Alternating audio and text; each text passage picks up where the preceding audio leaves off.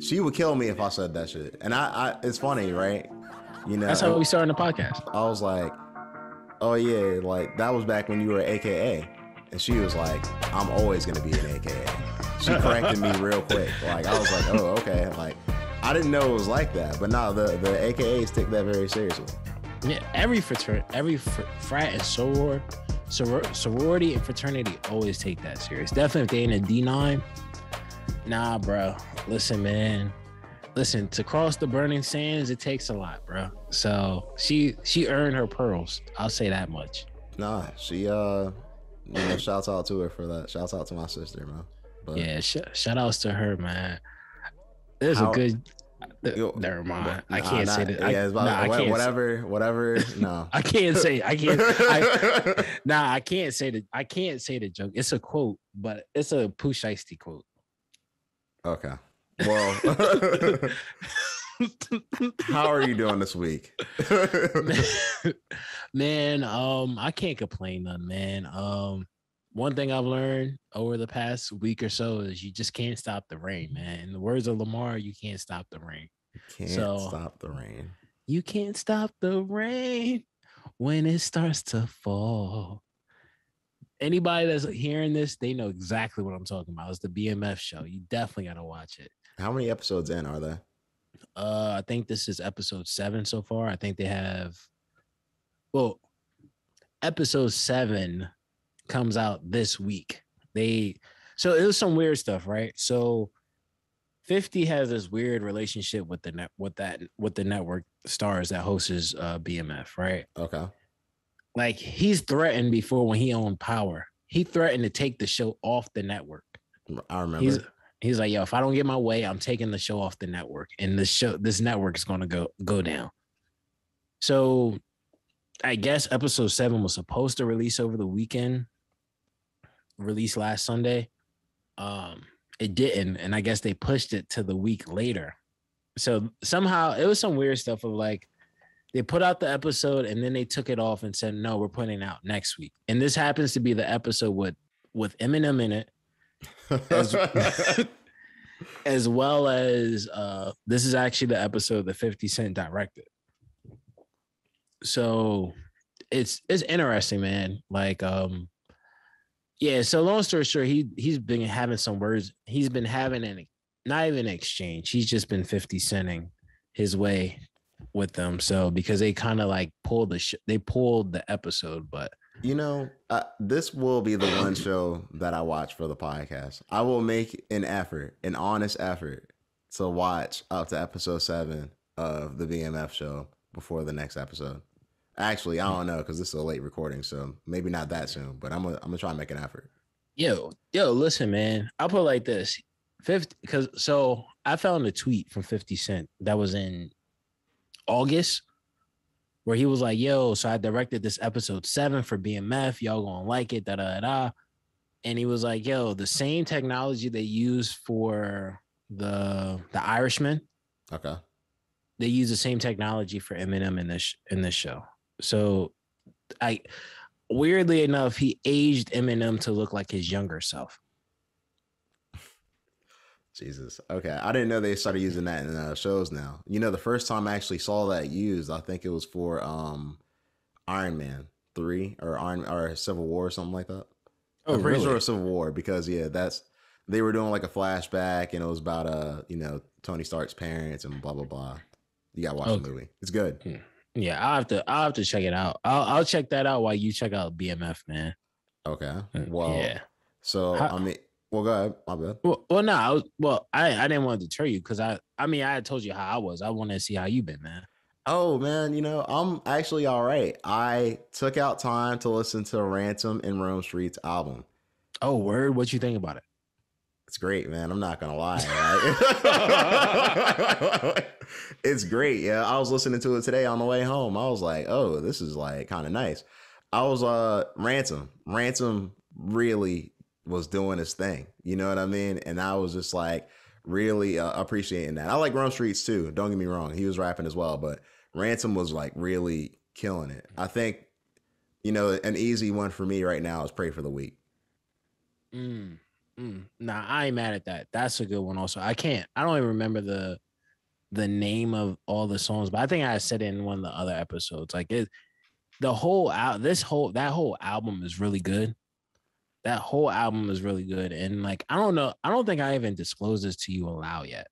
But for me, so far, the same way I had Kerr last year, to me, Ransom is probably like my top pick this year in terms of like the best like he's put out like 5 projects this year. I haven't listened to any of them, That's because I've been sleeping on Ransom. I'm not gonna lie, Like I need to listen to some of his shit because he was really like rapping and like he was really rapping, like really. I don't know. I enjoyed it, man. Bro, listen, you got to check it out. Like he had, I think to me one of my favorite projects from him so far is Crime Scenes, which came out like earlier. Like I think Crime Scenes came out in April, then 7 came out in May. Damn, hold on. Has he been doing like a project every month then? I mean, possibly. Are they all EPs? Yeah, they're all EPs, but they're all EPs, like 7 songs, 8 songs, or whatever like that. But still, to be putting out that much work in like a small period of time, then I think director's cut scene 3. Oh no, that was last year. But nah, long story short, he's been putting out some great music. To be honest with you, I really feel like he should. Now, I don't think he would, because I think after the career he's had, I think he's probably happy being a independent solo artist. But if he became a new addition to Griselda, or if he became, honestly, if not Griselda, I would love to see him in Patchwork with Conway, because I think it's him, Conway, Rome Streets have a song called Kill All Rats. The beat is amazing. I think Rome Streets had a great verse, but I also think Ransom had the best verse on that song. Ransom has been on a run. I will say that. Shout outs to Ransom, man. Shout outs to Ransom, bro. But I'm glad you listened to it though. Yeah, man. I enjoyed it. And like I had a feeling it was gonna be good. I just didn't think it was gonna be like I didn't expect to like it the way I did. That's what I'll say. Oh, so you was really rocking with it then? Yeah, man. I was listening to it, man. I didn't even have time to read into this memoir that Will Smith put out. Yo, he did put out a memoir. I think it's called Will.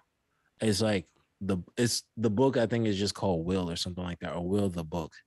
But he sat down with Oprah to kind of just start talking about this book or whatever. But I did see a little bit about it, but apparently to me, what it comes across as is like a tell-all. Okay. It seems like his memoirs or his tell-alls. I think he disclosed something about his son when his son had asked to like break away from the family. So I think he had said something about how that was devastating. It seems like it may be interesting. I saw something about that today, and I'm just like, okay, well, if you want to know the way Will Smith really felt about some of these situations, like, I guess it would be kind of cool to read this book and whatever. I think it's like interesting with everything going on. Like, I wonder if like, everything is just surrounding this like memoir. I think he had a short or like a series that came on recently. I don't know. He may have. I'm not sure. And then this Jada Pinkett stuff is like all very like at once. Timely. You know what I mean? Yeah, timely. Yeah, very timely, man. Because that's the first thing I thought about was the Jada Pinkett thing, especially after like her just coming out and like her having her disclosing her thoughts on like her and Will or whatever. So I don't know. I think people will probably get some of those details also. I'm not sure how much, because you would think that would have been like the press. I feel like the press would have ran with it, but who knows, man? Yo, I just thought about something. What's that? You know what we didn't do? What's that? We didn't tell the people what episode this is. Wow. We didn't even do an introduction. Wow, that's crazy. You're right. Where's Lau when you need him? He would have been like, Nigel, do it now. And we would have been straight. He wouldn't have said it like that. He would have asked me politely, like friends do, Hey, Nigel, would you mind? Hey, kind sir. Nigel, do the intro. Sir, could you please start? and I'd be like, all right, I got Nah, so do the intro now. it. Now. Well, I mean, I'll do it to save you because I'm not gonna ask. I'm gonna just say. I appreciate that. I appreciate that. Thank you. Yeah. Yo, what's going on, everybody? You checking that out? It's Spence from the Highly Advised Podcast. This is episode 81. Two of us are here today. The other amigo, Big Cozy, the boss Don himself, the grand champion, the chief, the tribal chief. He's out there pillaging the world, pillaging through all what needs to be pillaged through to become as successful as he possibly can. So he's not here, but I am here with one half of the tag team champions of the world, otherwise known as Hill Jackson, relaxing no G Jackson. Hill Jackson. What's going on, brother? Not so bad. What's going on, brother?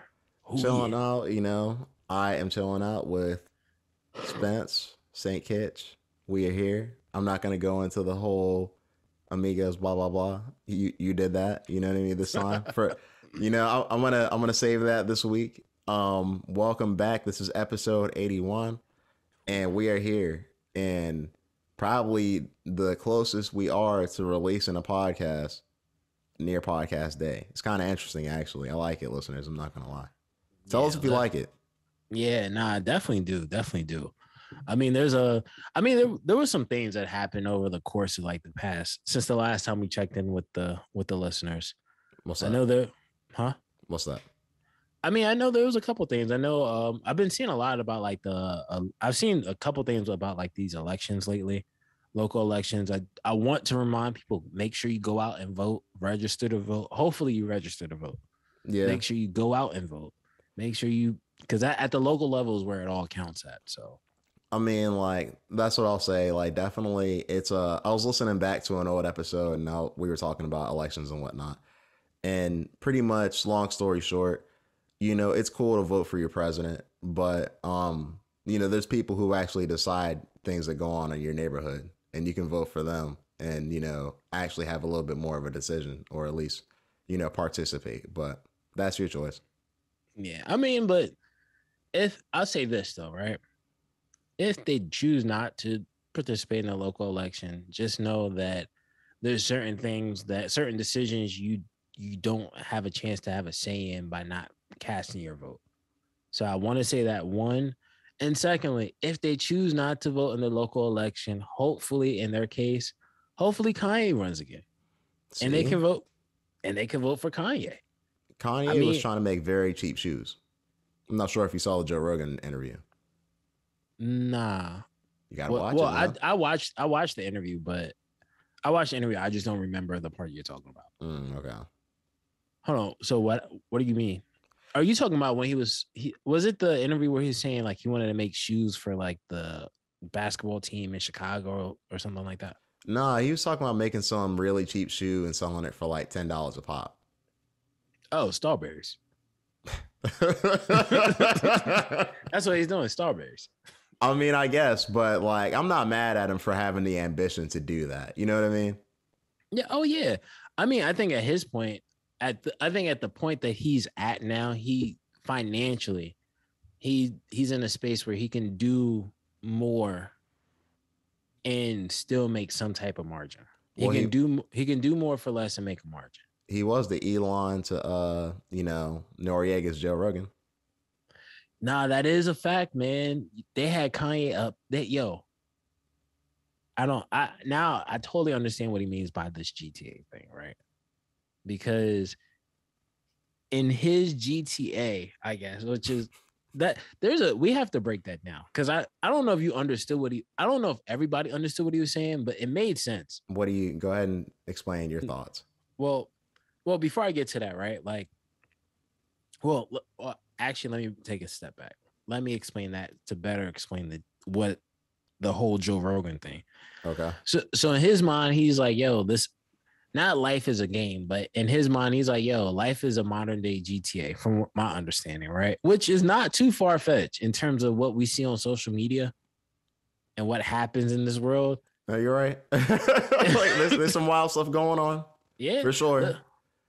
Yeah. Oh, definitely, man. Like, I mean, shoot, look at when Kanye said, what was it? It was Kanye speaking on. Oh no, it was on Click, I think, or it was some. It was one of these old songs. It was like one of the songs from like 10 years ago, or a little less than that. Where he was like something about like you could watch someone get killed on YouTube, right?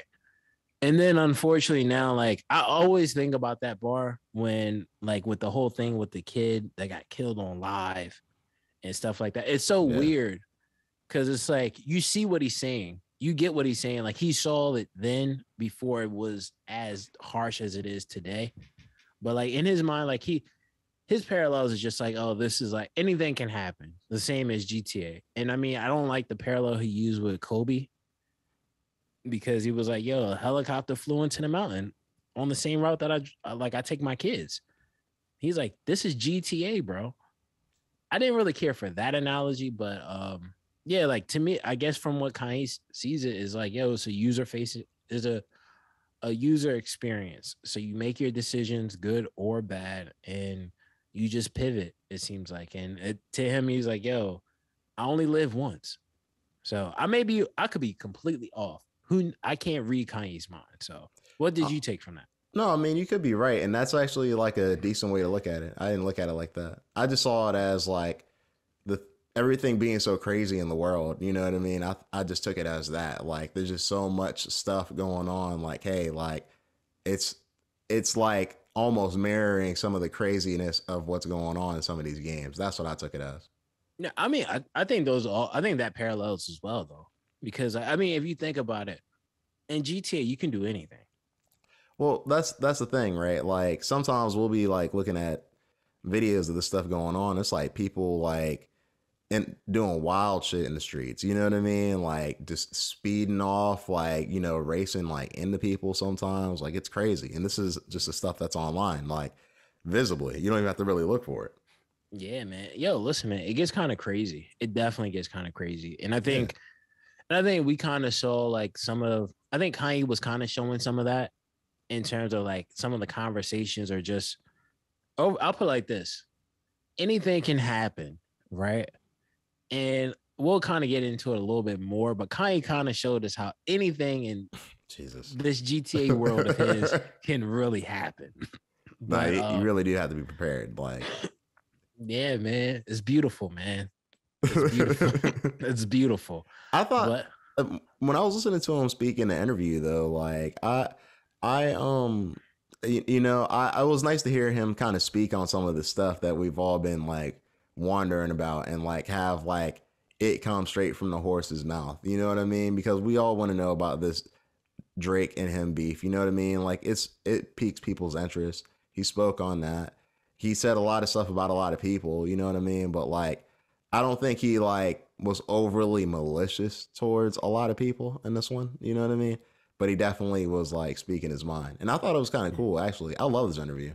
but see, that's the thing, right? I do agree. I think he was speaking his mind. And I think it was pretty cool to be able to see him just be in a space where he can just express himself and let Kanye just run with no reins in so many words, right? Only thing for me was that like I did enjoy the whole conversation about Drake and like that whole aspect of like, oh, you know, yeah, I'll do a versus with him. But if I did a versus, I would have to do like a ultra versus, which isn't too far fetched. It's not. Yeah, I mean, in his case, I think the thing that reminded me, the thing that sunk in the most from this interview was the fact that this guy has been around for like 25 plus years. He's been around, he's been in the music game for 25 years at least. He's been producing, I think he was a ghost producer for like D Dot and them like back in the day. I think it was D Dot. No, it wasn't D Dot. I forget his name. You know exactly. It's his No ID. I think he was Okay. I think he was like a ghost producer for No ID, maybe D Dot as well. I'm not sure. I don't think D Dot was the person that I'm thinking of, but he was a ghost producer back then in the 90s. So he's been around since then till now. So I mean, he has every right to feel like he could go against Drake, but at the same time, it was weird, man. Like I feel like this interview showed more of how his mind worked because when he talked about Drake, It went from like, oh nah, I'm not fooling, like, oh nah, we're cool, to yeah, I think I'm better than him. But like then it's like, how am I supposed to, you can tell he's only cool with Drake because of he has no problem with Drake due to a greater mission. Because it seemed to me, it seemed like it got weird when he would praise Drake and then be like, yo, but you running around here acting like you was smashing my wife. I mean, like that would make me mad too, though. You know what I mean? Like, he's not wrong for feeling that way. But like it sounds like he was just like, hey, look, you got to understand how that looks. You know what I mean? Like, oh yeah. And he's like, okay, I get, you're gonna play your games and shit, but like, chill with that. But no, but I mean, like that's the way. I don't know. Their whole beef is interesting to me. So like, go ahead. Well, no, I was gonna say but the thing is, he did break, like, their beef is so interesting, but he broke it down in a way that, to me, I think most of us already understood this perspective, especially when they're as successful as they are. This Kanye West in his 20th year in his career, it seems like probably 25th. Well, yeah, Blueprint, because he produced on Blueprint 1. He produced half of Blueprint 1, which came out in 2001. So he's been, at least since then, he's been one of those guys, at least just saying since then, since 2001, from the producer side to eventually fading over into the music side and so on and so forth, from which he would become. Man, Kanye just, it shows you that someone of Kanye's stature with that type of accolade and someone with Drake's type of accolade, it's not possible for them to ever become physical, No, they definitely won't. Yeah, I mean, that's why he explained, like, it's professional rap at this point. Do you think he was overly malicious with the Big Sean or John Legend thing he said? The Big Sean thing, I think so, only because it seemed like it. My thing is this, right? To be like, oh, I'm not fooling with him because pretty much they didn't support me during the campaign. Okay. Then it's, you should be happy. You should thank me. I changed millions. I changed your whole family. But then you find out, oh, well, you owe Big Sean $6 million and you refuse to kind of have any contract. You're not willing to fulfill whatever arrangement that he's trying to work out with you. So it's to me, I think that was a little overboard, especially from a tweet. Big Sean was saying that him and Kanye had taken pictures together after that interview. They had spoke after that interview, took pictures, and then found out like, yo, you were talking crazy about me like a couple hours ago. Yeah. So I think that was malicious, but like, I don't know. I mean, when it comes to someone like John Legend, I'll just wait. I don't know. It's John Legend, bro. I'm not really I'm favorites, great singer, amazing singer, beautiful family, all of that. But I don't know. It's like that whole, I mean, it probably didn't age well, but like Riley said, you lost your girl to Usher. It's like, are we really going to talk about Usher right now? I mean, maybe that's not the best, probably the best analogy, but. Right. Well, my thing is this, right? After this whole interview went down and whatnot, I guess Kanye West must have been in a chapel in Texas.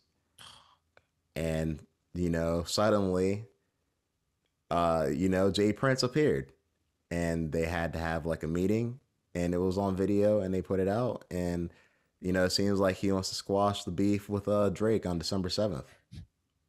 Does he, or it looked like, to me, it looked like he was given the phone and someone was holding the camera and Jay Prince said, not Jay Prince, but someone said, read this. Like Jay Prince said, Kanye learned to understand things after I explained it in a way that had never been explained to him before. I'll just put it like this, right? Jay Prince seemed very pleased by the way it happened at the end of the video. And he only said one word. Beautiful. That's it. Yeah. Matter of fact, what was the caption that he had? Because All I know is this was the best part of that whole caption because he posted about this, right? Mm. And he said, part of the caption said, Ye received this well and said thanks because he never had anyone that sat him down and explained things to him the way I did. Like he has a way with words, man. Yeah. And the crazy part is that whole caption that Jay Prince puts up is very interesting because it's like, I'll just read just the beginning of it. I met with Kanye West last night at H-Town at some Roku chapel. It wasn't in my plans to meet him there, but I must say I'm glad I didn't allow a worship place for God to deter our meeting. That sounds janky already. I was thinking the same shit. I was like, oh God. There will come a time in life where we all should embrace the movement thinking over the moment thinking. Moment thinking gets us stuck in a cycle of confusion, revenge, killings, and things of darkness that take you to a place worse than slavery. Movement thinkers dream of a better tomorrow, a better picture, longevity choices, and humbling themselves to forgive. They don't allow fear and pride to stunt their growth, and they're always looking for looking good in every situation. That's where leaders and that's where the leaders are separated from the followers. So I met with Ye to pass on a message from my brother Larry Hoover, who said he would like to see a peace with the two of them. And then it was Ye received this well and said thanks because he never had anyone that sat him down and explained things to him the way I did. I'm looking forward to all of us working together in unison to elevate our communities around the world. Jay Prince. Hey man, the powers that be. You know what I mean? That's all that is. Like, you know, that's all it is. Yo, listen, bro. I'm gonna just say this, right? So one, I'm not upset about. I'll put it this way: do I believe Kanye had a choice in it? No. Do I think? I'm gonna be honest. Do I think Kanye had a choice in it? No. Okay.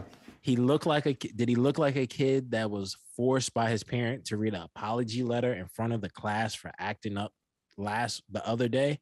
Yes. The thing that I think is honorable about this is he's been on a mission to get Larry Hoover out of jail for a while now.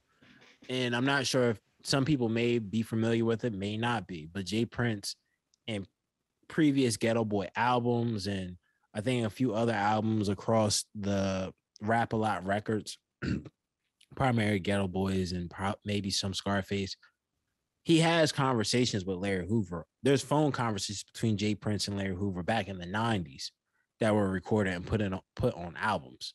I didn't know. So yeah, so like there's skits on like I think the Ghetto Boys album, whereas just Larry Hoover and Jay Prince talking to each other. So they've had a relationship for 20 plus years. So I'm not surprised.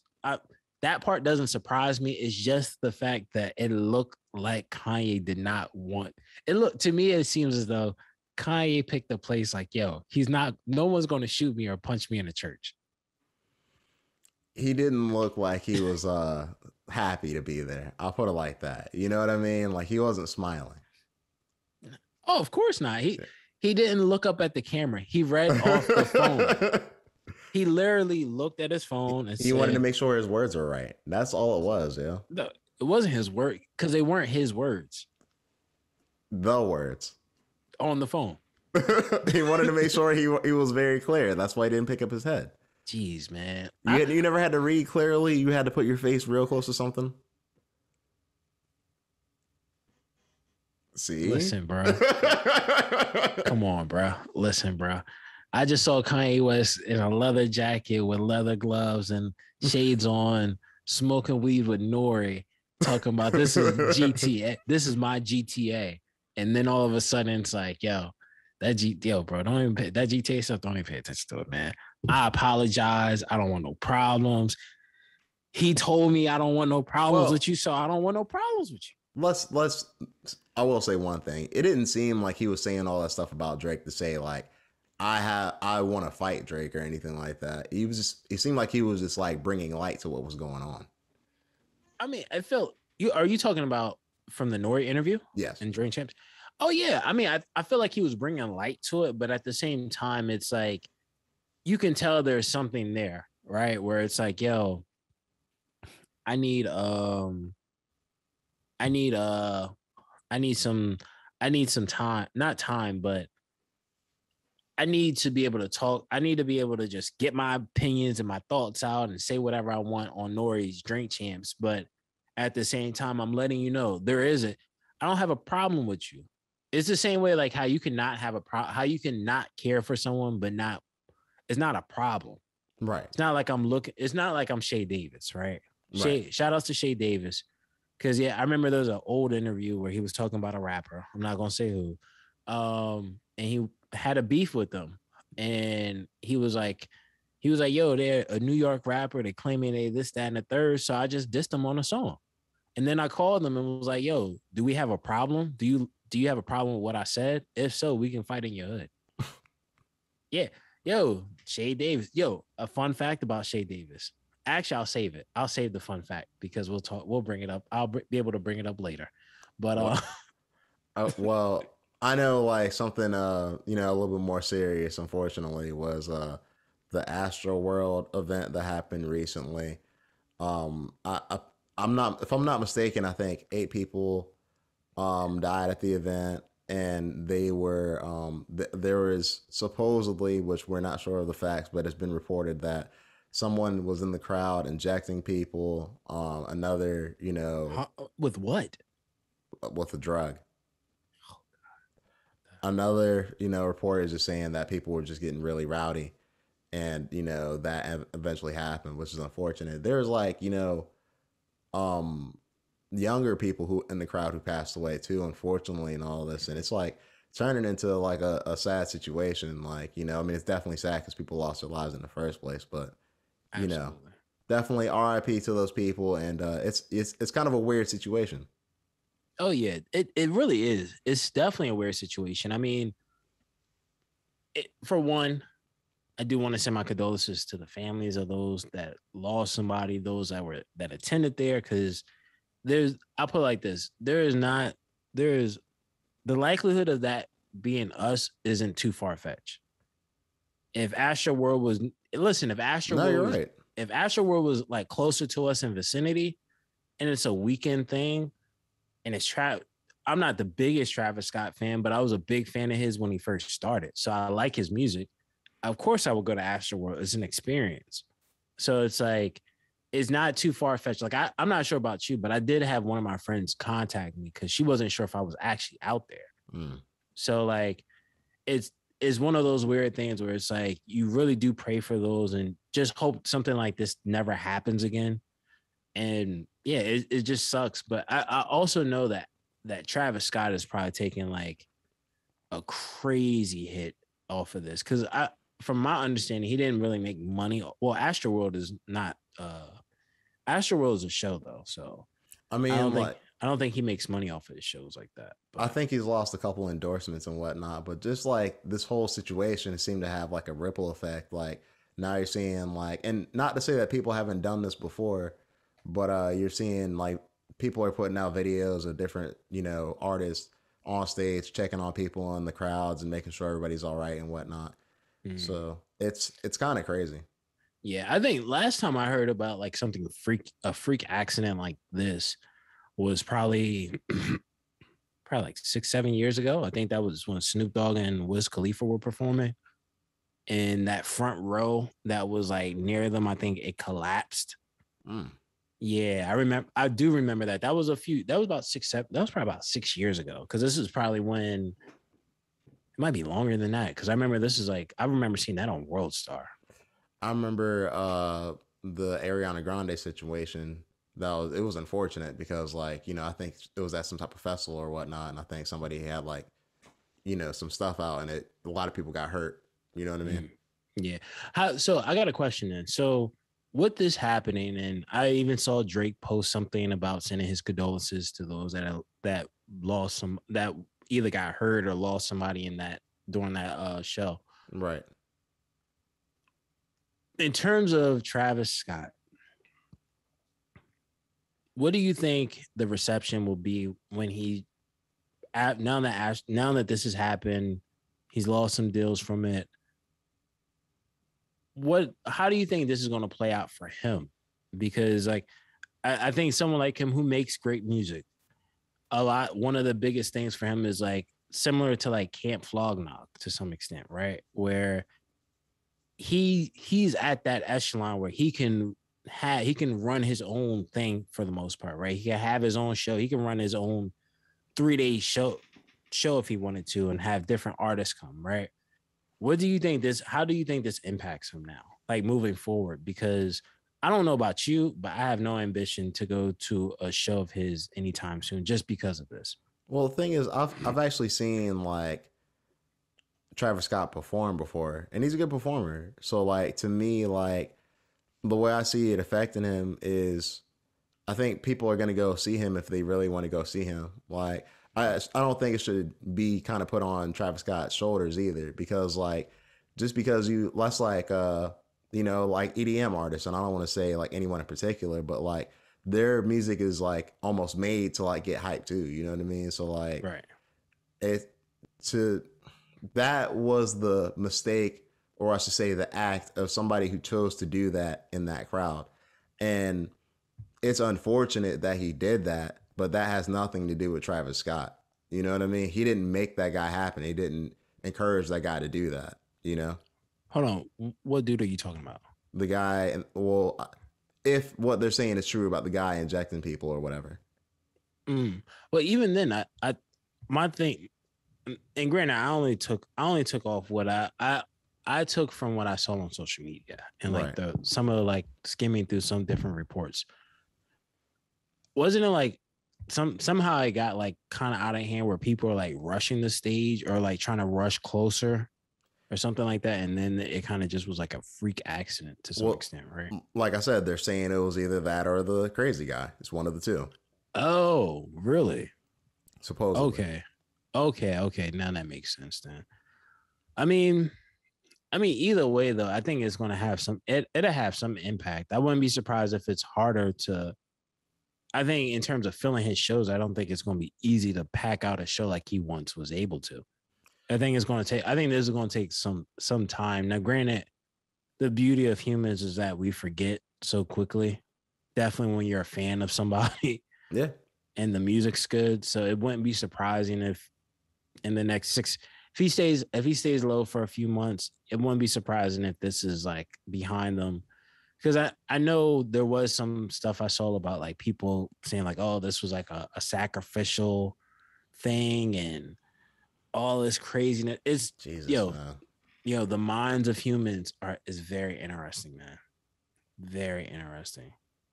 Well, I mean, I know a lot of humans right now are investing in Bitcoins. So like if you are one of those humans, then you wouldn't be doing so bad right now if you were like had invested maybe 5-6 years ago. Nah, that's a fact. And speaking of Bitcoin, man, shout outs to Money Man. Shout outs to Money Man, bro. Like I don't know if you're familiar with him, but he's a rapper, right? Rapper out of Atlanta. He's like makes scam rap and all of this stuff. I listened to him for a few years now.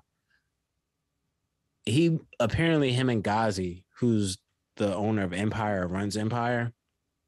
Ghazi gave him $1 million advance, right? Okay. But in $1 million in Bitcoin. So hold on, wait. He got $1 million in Bitcoin today or like before? Today. Even still, that's a pretty damn good thing. You know what I mean? Like that's amazing for a rapper to get his advance as Bitcoin instead of cash. Well, I mean, speaking of like, that's amazing. Those local elections earlier, some of those politicians are taking some of their paychecks in Bitcoin. It's smart. It's definitely smart. It's at that point, it's like profit sharing, right? Where you still take a risk of the stock not performing well, but hey, you're putting your money you're putting your money in an asset that has a potential of growing. Like when Ghazi sent him the $1 million, right? So funny is that I watched the screen recording, I guess, of Ghazi sending the $1 million of Bitcoin to Money Man, right? As soon as he sent it, that $1 million became like $999,000 in Bitcoin, right? But then I guess not Money Bag, but Money Man. He ended up showing showing it, and it was like, oh, it's at it was at like a million five. To me, I think this is groundbreaking for artists because this gives an artist a chance to actually make money or actually not mess up the money. Now, granted, depending on someone like Money Man, he's built the ground up, so he shouldn't. There's only so much that the label should really be having to give or have to add to. But at this point, man, I think that's amazing, especially when it's someone like Empire who's like prides themselves on like independent deals for the most part. Well, I think it's cool, like as far as just the cryptocurrency part of it, because like if you believe in crypto, or I should say specifically Bitcoin, the way a lot of people do, there's this thing that goes on like every 4 years where, and I don't know the specifics of it. I'm not a crypto expert, by any means, but supposedly there's this thing that happens every 4 years, where Bitcoin is halved, and you can only get but so much more Bitcoin as you're mining it for all the Bitcoin miners. So essentially, every time that happens, the price is supposed to jump a lot. The last time I think the price jumped, it was like from 16 to like in the 60s, the Oh 60,000s. I mean, yeah. So, oh wow, that's pretty nice then. people are saying that the next time should be significantly high as well. I wouldn't be surprised. Now, granted, like I'll say this, I don't really know a lot about Bitcoin, like about cryptocurrencies for the most part, but or even just the functionality for the most part. I understand like blockchain, but this is like, I mean, I think that's interesting, especially when it's an asset nonetheless, right? Whether it becomes regulated or it becomes deregulated at some point. At the current moment in time, it's an asset, so you're able to make money from it. So I think it's great. I think it's all about. I think in terms of it becoming a currency, I'm not sure. That part I'm on the fence about, but I think in terms of an asset, I don't have a problem with it. I think definitely when something like that, your money grows over time, especially. It's But I interesting, mean, man. yeah, I mean, but one thing I would say to anybody listening to this, do your research before you buy anything. Do your financial research. Make sure when you are investing, you're not putting the house on. Hey, Nigel said, I don't want someone saying, oh, Hill Jackson said the money's going to go from 60 to 250. So I need to I'm not even going to pay my mortgage for the rest of the year. Hey, Nah. man, look, you should never bet at all when you have priorities and shit. But what I will say is that, definitely do your research. And, cryptocurrency seems to be making a wave right now. A lot of people are making a lot of money. Oh yeah, it definitely is. I mean, shoot, and more people will be making money over the next couple of years from this, from Probably like Bitcoin. decade.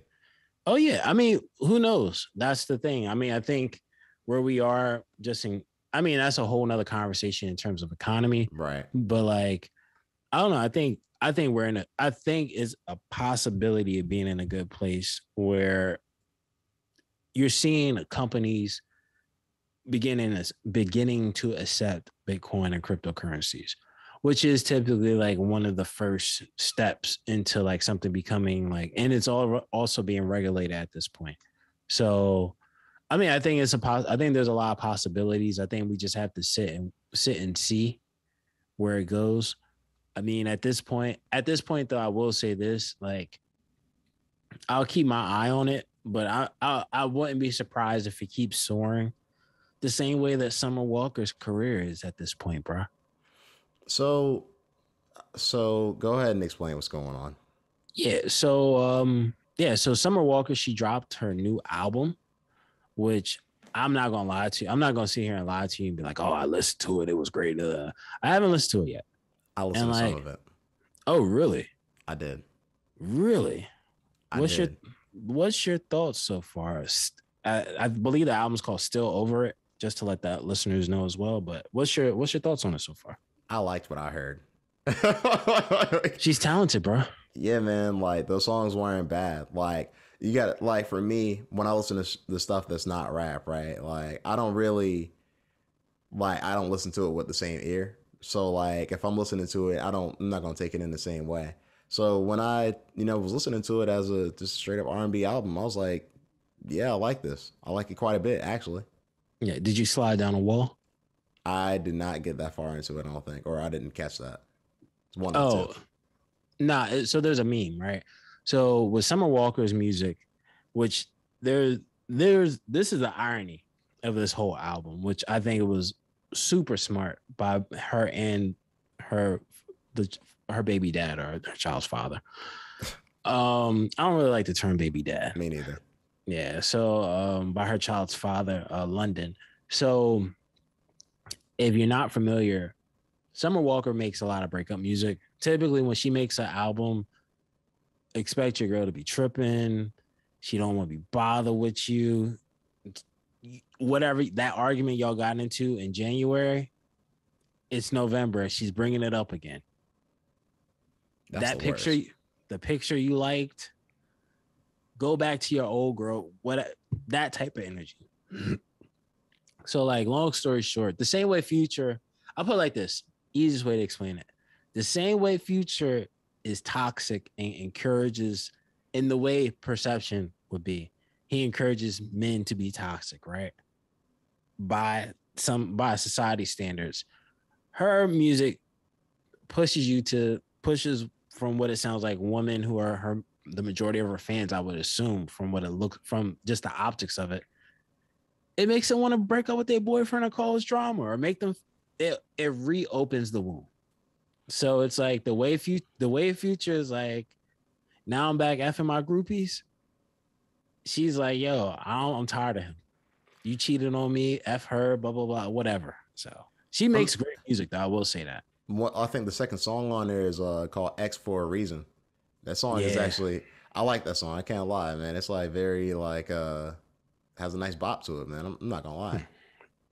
It does, man. Like it sounds good. Like the music sounds good. I haven't really took out the time to really like digest it like that because I just listened to it before we got on. I didn't pay attention to it. I'm not gonna lie, but now that I listen, say what? Nah, go ahead. Finish your thought first. No, I was gonna say like I actually enjoyed it. How many exes did you text already? Like, yo, I'm glad we ended. You were never worth it anyway. I am not that type of ass. I found better women after I got done with you. Shit. You know what I did? You know instead? who I am, baby? I'm Hill Jackson. Summer got me feeling like me again. I put on that key Glock instead. That's all I did. Glock. Thank you, Mr. Glock. That's such a classic. Oh, go ahead. Well, go ahead. Well, nah, it wasn't. It was back to Summer Walker. I don't know if you know this part, right? Okay. But so her music is about like her relationships. So her first album, which was a hit, which kind of brought her through the door for the most part, well, to the next step, I'll say, was produced by her, and it was produced by London, and she sung, right? In this album, London, who would eventually become the father of her child, in between the first album and this album, she had a kid by him. Somehow they broke up. I think he's like with another chick. And then ironically, he produced half the album from what I'm hearing. Wow, that's crazy. You know, that would really fuck with me. Like, I'm not gonna lie. Like, if I made an album and like me and like one of my ex-girlfriends, I worked on it together, that shit's never coming out. Why?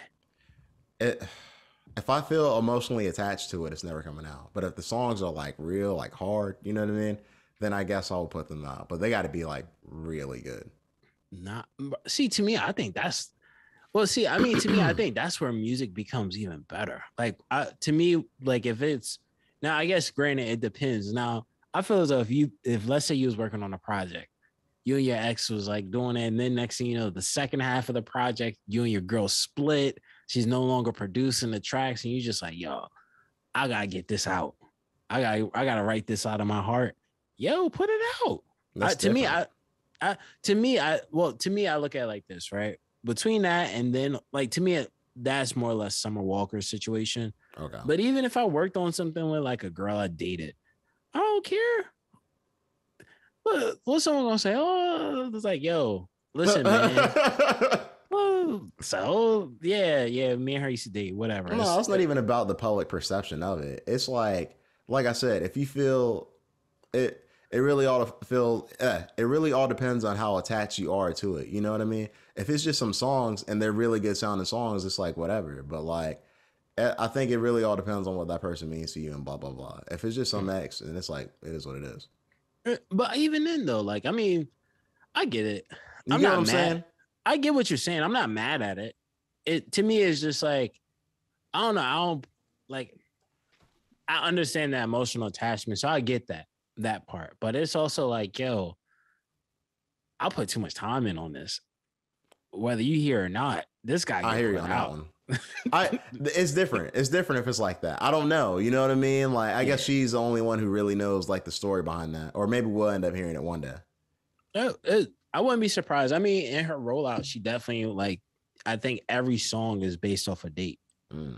So like over the course of like, I think one song she made during Valentine's Day or is inspired by her Valentine's Day. So like all her songs on there have like some type of thing, and apparently she also gave women Sierra's prayer. So I'm quite sure her followers are happy about that. But outside of that, though, I mean, that was cool. It was sultry. But what I was really listening to was either K Flock or Key Glock, right? And for me, Key Glock was like the main thing I listened to. Yellow Tape too. So what you think of that? That to me, it was hard. What you think of it? To me, I listened to it. It was the first time I listened to a Key Glock project. I feel like I would like this album better if I was working out. You know, I like it. Some stuff sounded good. Don't get me wrong, but I feel like in order to make it all the way through, I need to be like active. I was listening to it while I was playing Breath of the Wild, the Legend of Zelda game. I'm not sure if you. That's not. You know what I mean? Like it you just should be wasn't playing Call of Duty or something. Not no Zelda, bro. Yeah, man. So you know what I mean? Like I gotta figure out a different time to do that. Give me a good workout morning. You pulled out a sword and said Glock. Like, come on, yo. That's a crazy thing to do. That's a crazy thing to yell while you're pulling out a sword too. Like, it's Glock. Like, come on, yo. Nah, I'm gonna listen to it tomorrow morning or whenever and see what I can see. I'll have a better review next week. Yeah, I trust me. I definitely can understand that. Like, to me, I like this project. I am a fan of Key Glock for somewhat. Not a big fan of. I'm not gonna sit here and lie and be like I'm like the major fan of his, but I am a fan of his primarily because of Young Dolph. Was a fan of Dolph when he first kind of like started to pop. So I don't know. I will say I will check this out again, but to me, I think it was a great project. It is the type of project you got to be in like the setting for though. So, but I mean, there's a lot of. I will say this: there's a lot of music coming. Either music that's came out or is coming out. I know you're excited for this. Yeah. Well, actually, before I even get to that, actually, so there's also another artist I wanted to bring up, which is K Flock. Okay. He put out an album. He put out an album on Friday as well, which surprisingly, I've somehow been hearing about him just recently, but apparently, I guess he got in a fight with Ron Suno at Rolling Loud or something like that, or one of these events. So he ended up putting out a project called the DOA tape, which is pretty hot. Apparently, from my understanding, he's like the new bubbling artist out of the Bronx. So okay, but K Flock, you said? Yeah, K Flock. All right, Kay Flock. Okay, like Flocka with no A. I'll give it a listen. I'll see why not. Yeah. Speaking of like New York artists, right? You know how I brought up Shay Davis before, right? Okay. So I don't know if you know this, but this is a fun fact. You know he beefed with Lil Durk before? Did you know that? No, I didn't know that. Yeah, so like Shay Davis, initially he was Only the Family. That was his whole crew. His crew's called Only the Family. like since like 2005. Yeah, for a bit now. Yeah, like at least 20 years in. And then when, of course, when Durk came out, it was OTF. So he was beefing with Durk over who was the real OTF at one point. So, which was pretty interesting, but a fun fact, a fun hip hop fact that most people listening to this will not know. But in terms of Durk himself, I did see something pretty dope. Apparently he's working on the 7220 album, 7220 album. I have no idea what those numbers stand for. Okay. I don't care to know. I don't know. I don't know if it's like some encrypted language. But I will say this. He did say that he's pretty much working on this album, the 7220 album, and it'll be coming soon. He did drop a song, I think, right after that, which to me was pretty good. But I mean, I'm a Durk fan. I don't really expect you to like it. So I mean, like the way I see it is like I'm gonna listen to the album because we do a podcast, and I know you're gonna listen to the album. So you need something to hate. I just know that it will be something that we speak about. So I'm gonna do my due diligence and listen to the album. By all means. So cap in the rap, man. Hey, man, shouts out to Lil Durk. He's putting out an album, and I hope that he's rapping. Like he always does. You're right. He does rap a lot, right? Here's what on I'll every say. album. Here's what I'll say, right? I hope his beats are diverse. Oh, I can see that. I see where you're getting to with that. You get what I'm saying? I see where you're getting to with that. I mean, I see it. I can understand that. We'll see. Yeah, I mean, I put it like this though. To me, the what I expect from Durk is going to be the exact thing that you and Lau hate from Durk. So, what's that? You don't like autotune. So I totally understand. That's fine. That's fine. It's that pain rap bullshit. But that's I don't even like people with emotions. Just rap bars. I don't even care about your life. The same thing that made the biggest rapper of all time. The very thing that makes the honestly, I would say some of the two biggest rappers of all time, which is Jay-Z and Drake, right? Here's the thing. They pull from that. It's just not with autotune. I think their beat selections has definitely been better. That's what I'll say. I think the way they've done it is. I feel like that's like a point that's not worth making. Like, you know what I mean? Like, my thing is this. Like I know Lil Durk likes to rap over, like Lyle likes to put it, the pianos and the guitars and shit when he's talking about shit that's going on and blah, blah, blah, blah, blah. Okay, cool. I want to hear him no. And I'm not saying that shit doesn't matter. Like, you know what I mean? Like, but what I'm saying is like, I just would like to hear over just different sounding beats. You can't have like 8 of those. You can't. Not for me to like it. You gotta do something else. Luckily, I'm the measuring stick of the culture. And you're right. I forgot. Luckily, I'm the measuring stick of the culture, man. Luckily, I was mistaken. That's you're right. I don't like it, so I just where's the beats, man? I mean, but then again, I feel like you probably want more pissed off, like. You say like it's such a problem. Like 12 songs of pissed off. You can I don't want 12 songs of anything. Well, from certain rappers I do, but like you got it. No, I'm just saying like it can't be. Like I said, if you're gonna rap about what's going on, I need to hear it over the different type of guitars and shit. They can't all sound sad. I mean, if the sad guitar is on like 8 of 12 songs. Yo, listen. Clearly you're not in this demo. Maybe you're right. Yeah, listen. Because my thing is this, right? When it comes to like guitars and stuff, I mean, granted, I can bring up other rappers that have used it. I can bring up other rappers that have used it and use it as a core sound throughout like different projects.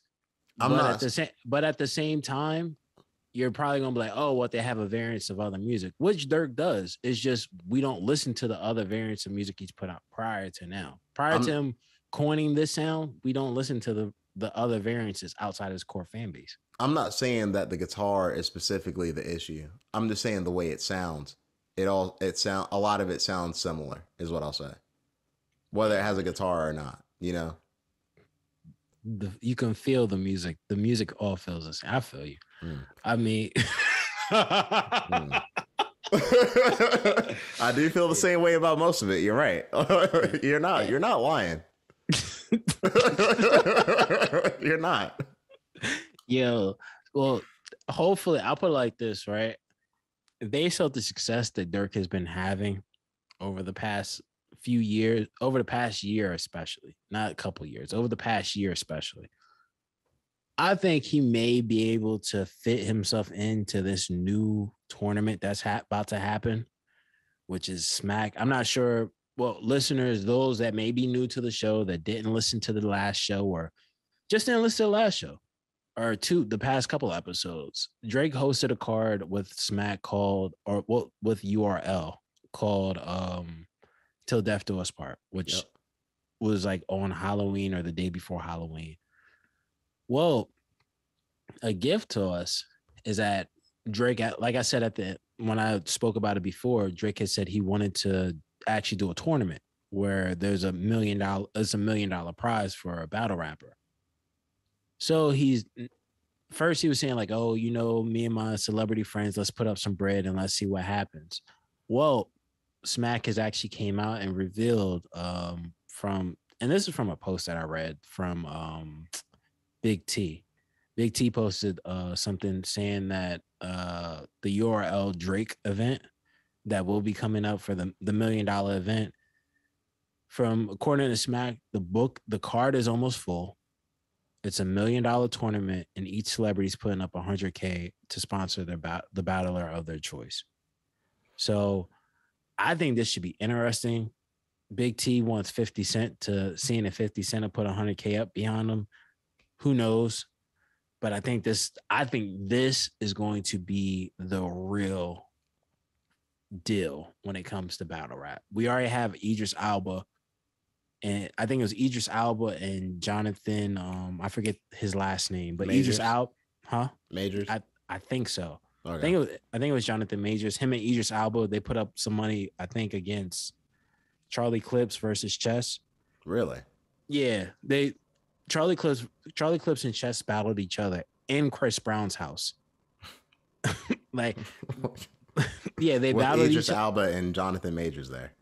No, they weren't there, but they put money up for the battle. Okay. So pretty much Idris Elba and I believe it was Jonathan Majors put up money for the battle, like a wager, right? Like, oh, I'm betting on, I got Charlie Clips, you got Chess. Chris Brown hosted the battle. So this looks like this could be something really big. I feel like battle rap is on the cusp.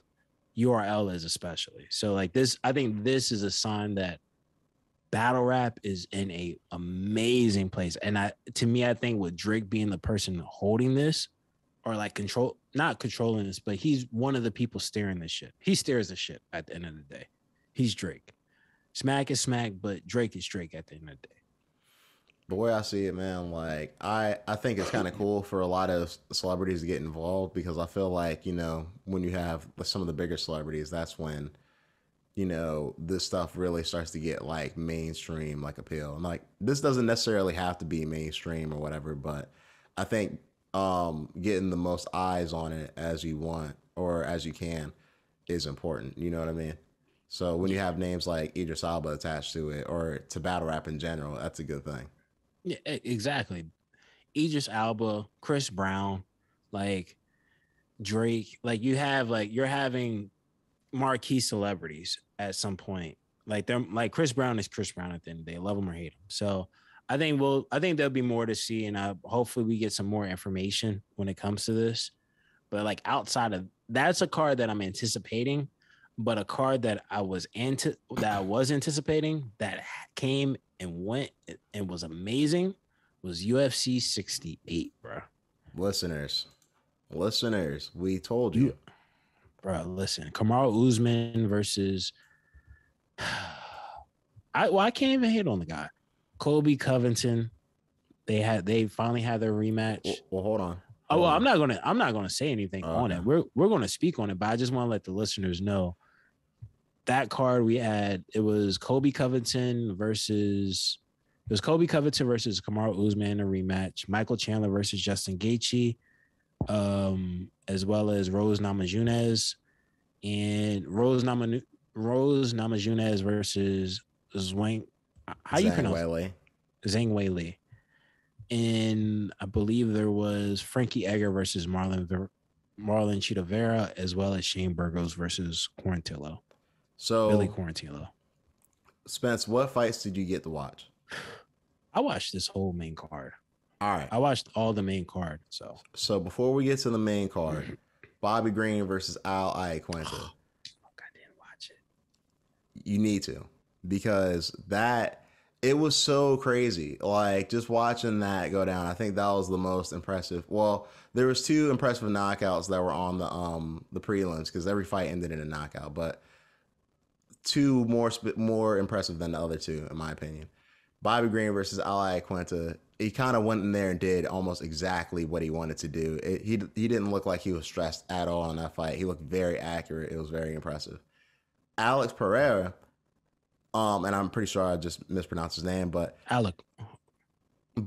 he was apparently the last person to knock out Izzy in kickboxing. So he had his UFC debut, and he almost immediately into the second round knocked out his opponent with a flying knee. It was kind of crazy, actually, the way that happened. So shouts out to both of them. Nah, that's kind of crazy. I wish, like, I'm like looking at some of the clips now from the Bobby Green fight. It looks like he's like super calm, cool, and collected. Like, I don't know Bobby Green, because Bobby Green's been in the UFC for a while now. So he's been around for a bit. Yeah, he's been around for a bit. It seems like it seems like he's kind of catching a stride again. I'm happy for him. Oh, absolutely. Because I think he was like the main event or like the co-main for a prelim earlier this year as well, I think. So hey, shouts out to him. I hope he keeps on winning. I know that he just handled Iaquinta like that. That's crazy. Yeah, I know that I think he might have had like a couple losses recently, but I know this is good for him coming off of that. So shouts out to them. And I can't remember as to who we fought off the top of my head right now. Yeah, I'm not sure off the top of my head. I'll look into it and I'll look into it and I'll let the people know. But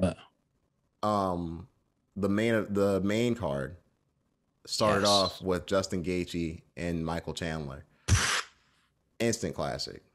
Man, what? Instant classic. What? Yo, that fight was so amazing. To be honest with you, I don't even know how a fight like that was the opening. That fight was so good, it could have been the main event. And it went to a decision. This fight reminds me of what happened last week with Corey Sandhagen versus Piotr Jan. Like, it was so good that by the time the next fights like came around, it was like, man, like everything else leading up to here was just so like, it was so much, you know what I mean? Yeah. That was at the beginning of this card. Like, that fight it was nonstop from pretty much beginning to end. Yeah. And listen, the thing that was impressive was also like Justin Gaethje was able to stuff the takedown for the most part. He was able to get Michael Chandler. Once he even got Michael Chandler on, just from the ground game itself, right?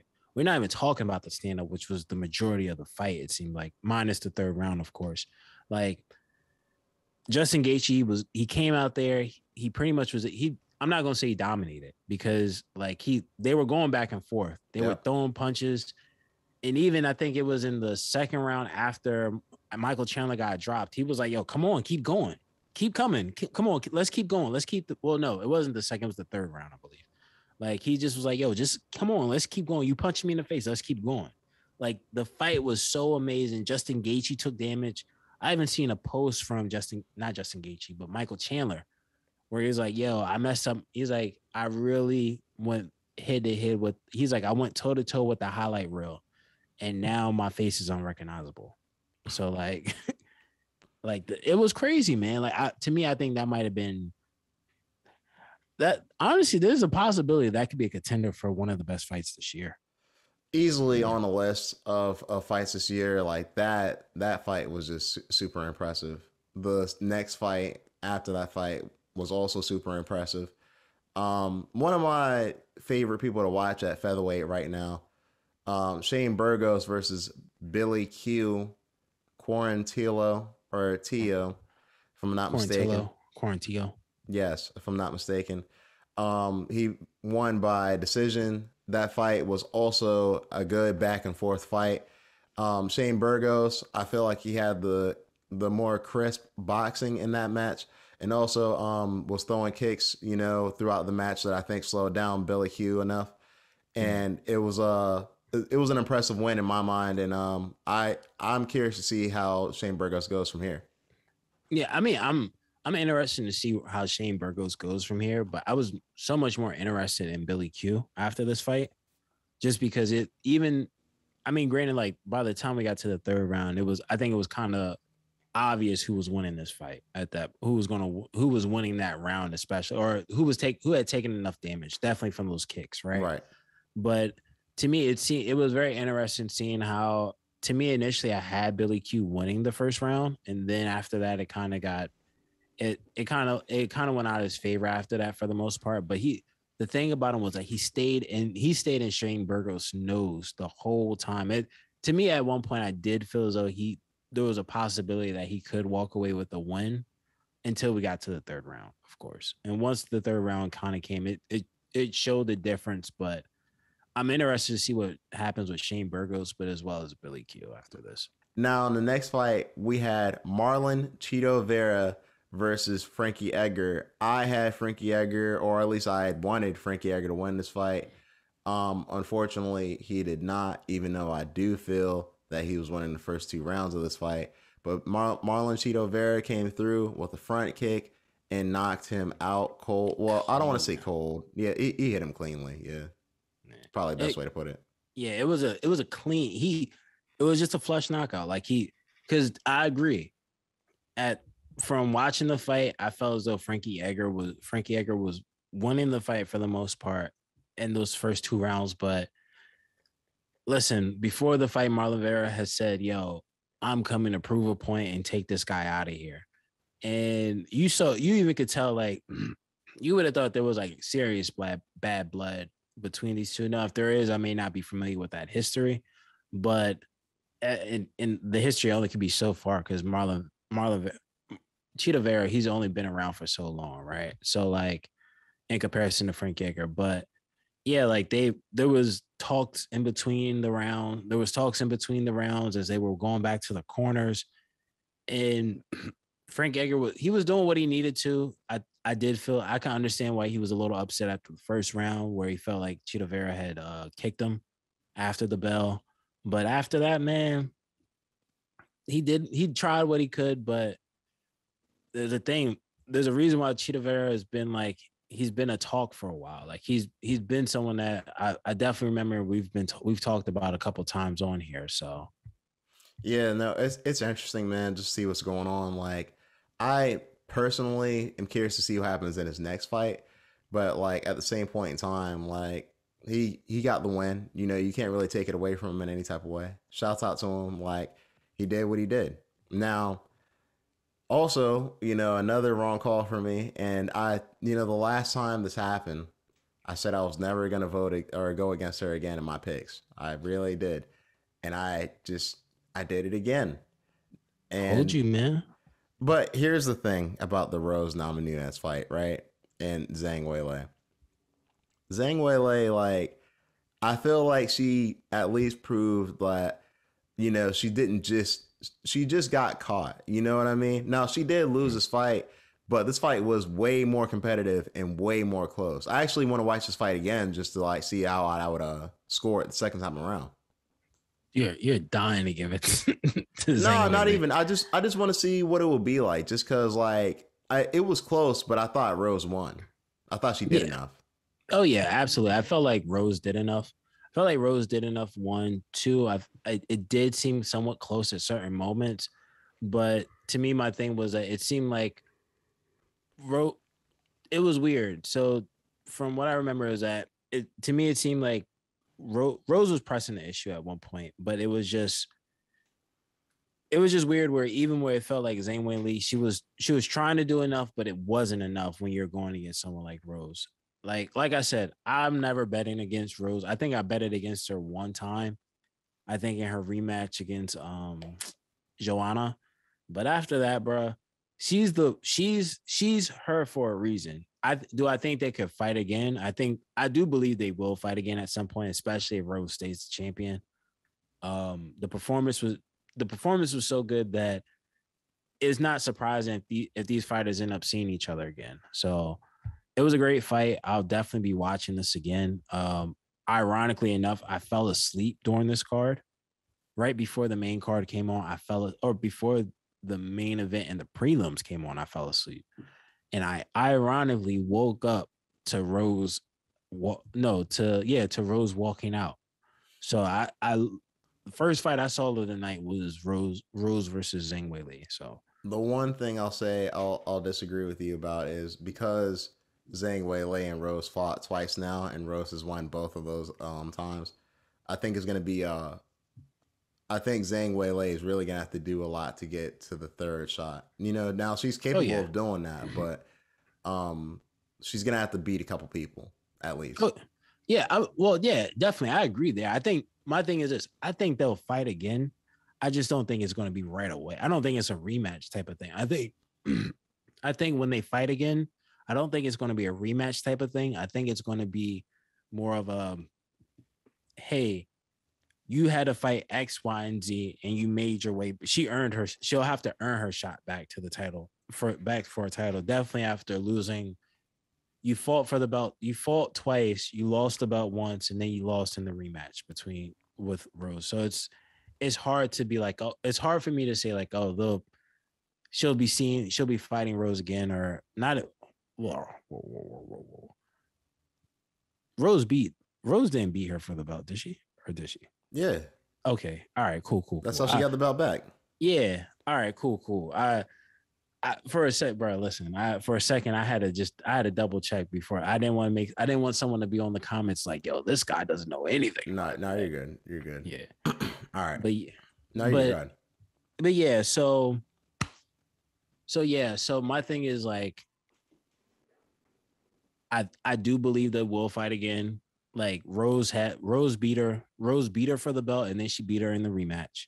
So there's going to be some time until Zhang Weili can fight for the belt again, but it could be a situation where it's just like a DC or somebody like that, where you're better than the rest of the division, but you're not better than the champion. Similar to what some were trying to say about I think it was DC said that about Colby Covington, where he's like, yo, if Usman wasn't the champion, you would be the champion. I mean, but Usman is the champion. I know exactly. the tribal chief is listening to this somewhere, smiling. I'm sure he's thankful that we're here to cover this win by Kamaru Usman. He's praising God right now that we have the chance to speak about this because he's so happy because he called it. Exactly, yeah. Actually. Decision and everything. Damn. Oh, man, I wish he was here for this one, because he definitely would be saying something. He's smiling somewhere right now. Oh, of course. He has to. Like this. Listen, man, this was, to me, I think this rematch between Kamaru Usman and Colby Covington was everything. It lived up to its expectations. But at the same time, we all got what we wanted, was for Kamaru Usman to walk away with the belt, with the strap one more time, and send Colby Covington on his way packing. Now, the fight, to me, it was 5 rounds where there were some close rounds. I did feel as though Kamaru Usman, I feel like Kamaru Usman may have lost 1 round to me, but overall, I felt like to me, there were close rounds, but he did enough to actually say like, hey, you're fighting the champion, yo. I will give one thing. I'll give Colby Covington credit on. I would say he got a takedown. on Kamaru Usman. Some will try to say he didn't, but I mean, but that's just a paper champ. That's a paper belt. That's not like a real thing you can take home. So, well, here's the way I see it, right? It's like this. To me and you, I saw a takedown. The UFC records didn't see a takedown. that's so crazy, man. That's the way it is. Like, now, if they changed it in the records, then, whatever. But, as of today, Kamaru Usman's takedown defense is 100%. Imagine DC won gold in the Olympics, correct? I'm pretty sure he did, if I'm not mistaken. I believe so. So imagine a medalist. It doesn't even have to be a gold medal. Imagine a medalist in wrestling for the Olympics. An Olympic medalist in wrestling says, "Oh no, that's a takedown," and they're like, "Nah, that's not a takedown, bro. Nah, keep it pushing." Nah, yo, not there. You're not gonna do that in the Olympics. Not to me. That's like everything to them. Yeah, exactly. But I'm saying the fact that someone that has wrestled in the Olympics is like, yeah, nah, that's a takedown. But on the record board, he's wrong. It's like, oh, he doesn't know what he's talking about. Get him out. He's wrong. It's like, okay, just sit next to Joe Rogan. He'll tell you everything you need to know. He might as well know as much about wrestling as John Anik, because that's what the record book say. It is what it is. Now, we have one more fight coming on this next weekend. We actually have given a prediction for this fight. El Pantera himself, or Lyle likes to roll the R, so I'll say El Pantera this next weekend against the Bless Express Max Holloway on Saturday. I have Max Holloway. Spence, I know you have Max Holloway. I don't even got to ask you because I know you like Max Holloway. Of course. Listen, bro, after seeing what he did before, I always go with Max. Listen, there's too blessed to be stressed. Drink some water, put your mask on, baby. Too blessed to be stressed. We're on the Bless Express, and it's going down in 2 days. In 2 days, we're on the Bless Express, baby, and it's going down in 2 days. Are you there? Or are you getting off? Because there's only one way to go. It's only way to go is up, and you only go up if you go to the Max. Now, Max Holloway. Pulling it back from the Max. We had one more event happen this past weekend. I didn't get a chance to watch it, but Canelo fought Caleb Plant and beat him and finished him as we all predicted on the last episode.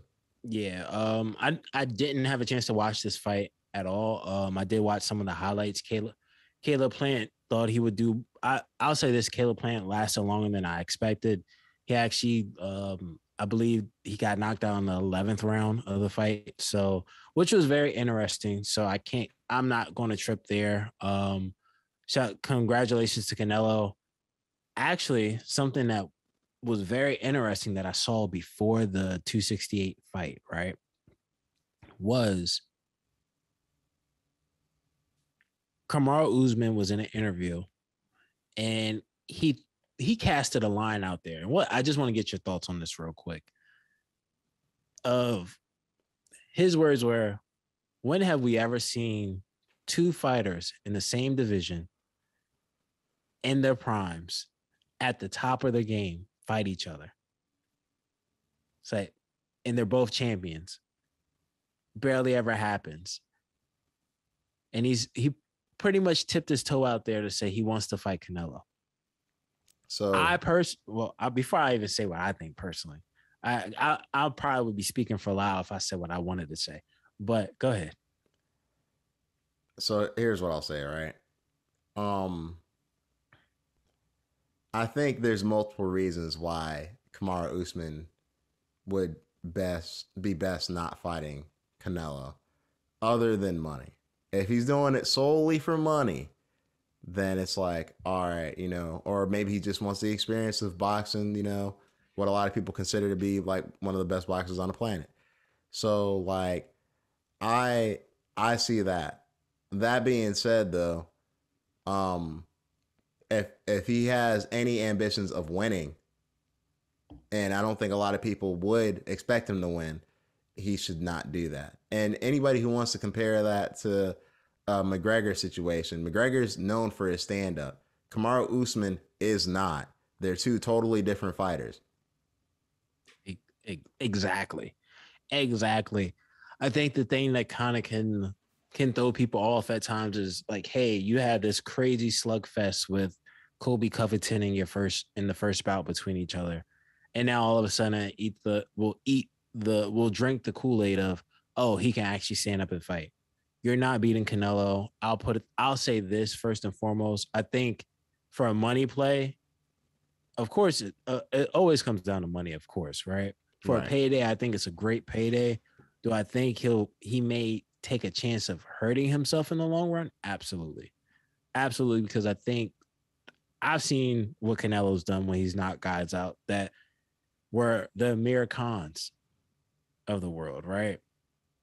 Amir Khan, talented fighter, has some accolades, but he's at a certain tier, right? He tier talent-wise in terms of like competition. Great fighter, but there's tiers to this, right? Kamaru Usman would have a long day with Amir Khan level fighter, let alone someone like Canelo who knocked Amir Khan out like he was blowing a match out. I don't think people really understand like the level of like difference between skill levels of some certain fighters. You know what I mean? And that's not to say Kamaru Usman hasn't improved drastically from his moment in the UFC, but like you're not talking about like another fighter.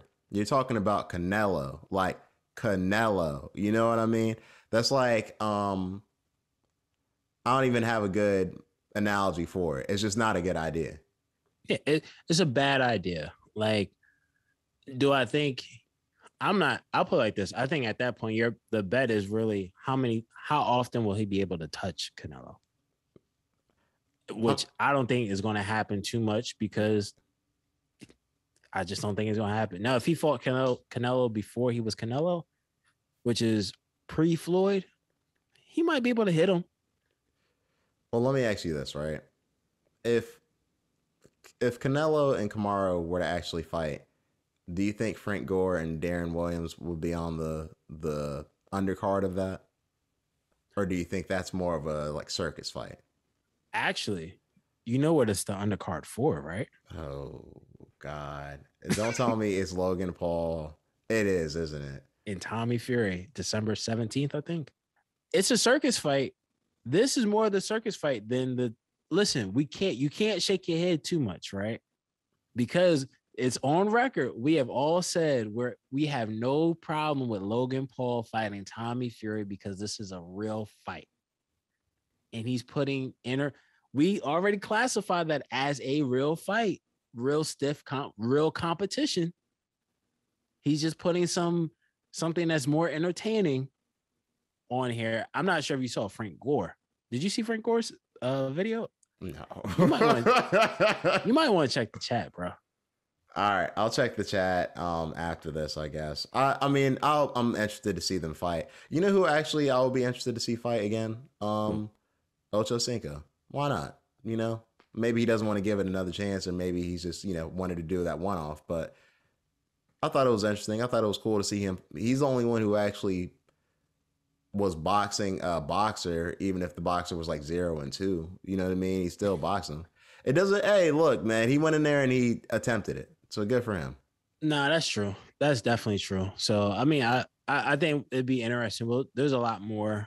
Hopefully, there's more that comes from that, and we get to see. Hopefully, we're able to see more from like fighters like that.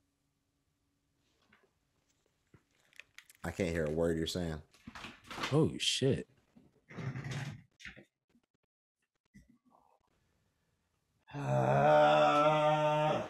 Listeners, if he keeps this part in, Nigel can't hear anything right now because he got a frontal, right? His beard not even his. Shit. He got a wig for a beard. I was just talking to Nigel just the other day, right? And he told me something crazy like, yo, because really, anybody that's listening to this that may not know what Nigel looks like, he's a bald gentleman with a beard, right?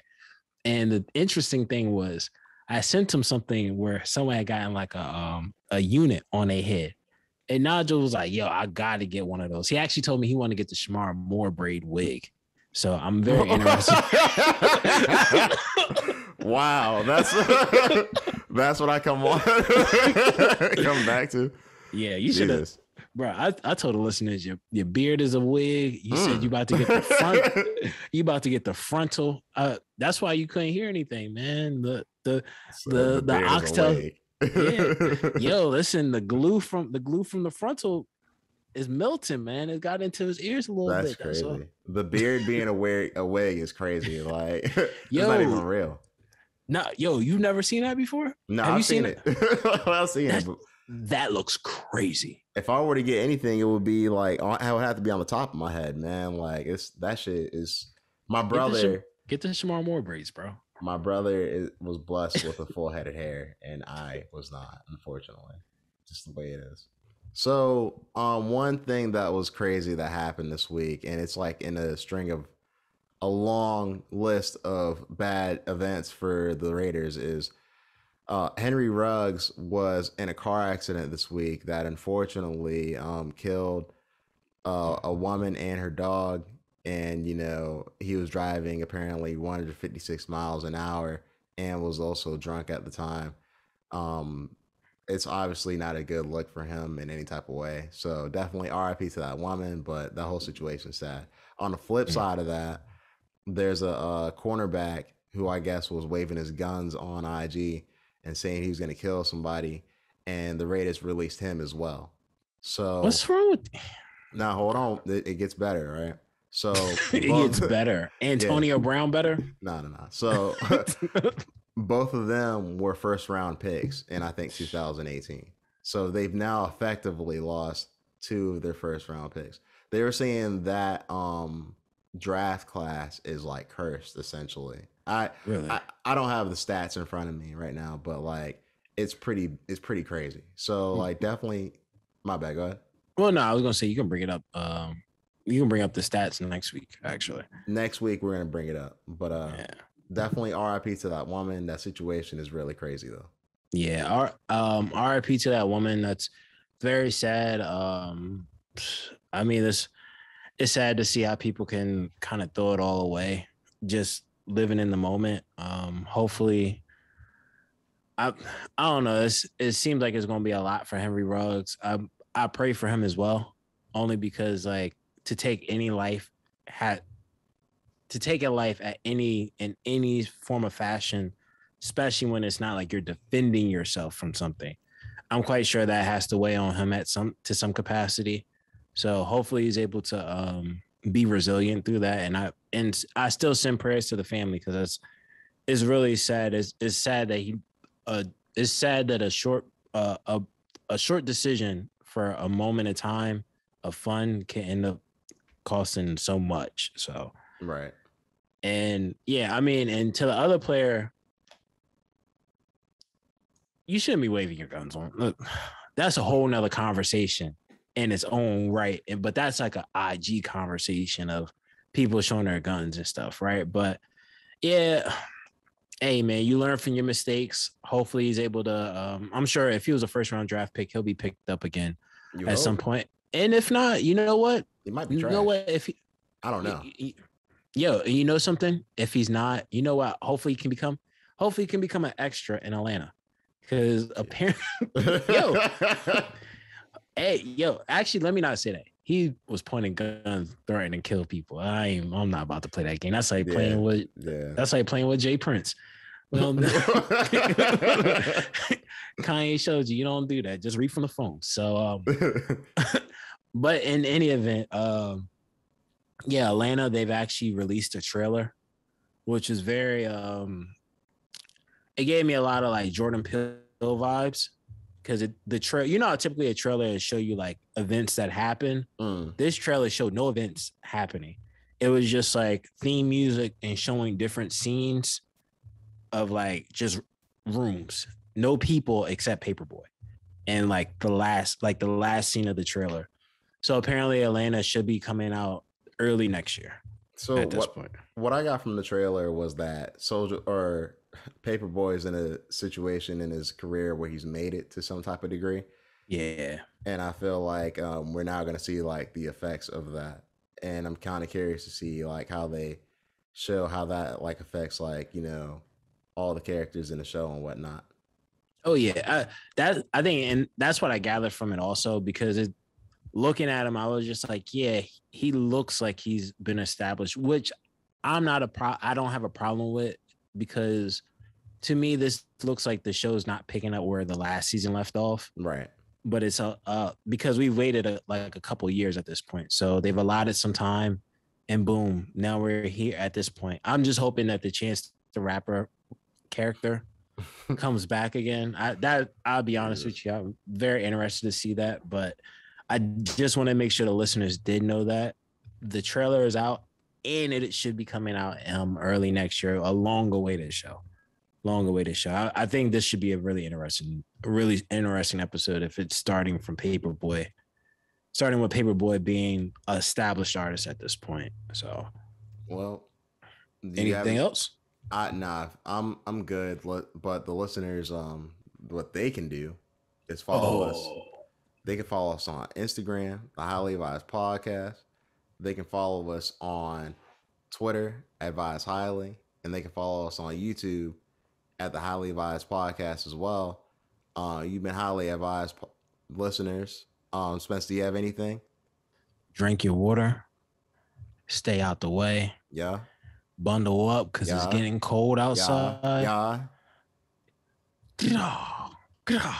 You've been highly advised. Acknowledge us. Like and subscribe. You've been highly advised. Yeah, brother. Oh, yeah. Yo, I'm going to figure out this voice. You got to do the thing. You're not going to do the thing? What? Or are you gonna stop doing it? Shasha. I did it. Oh, Shasha. yeah. Yeah. You've been highly advised. Shasha.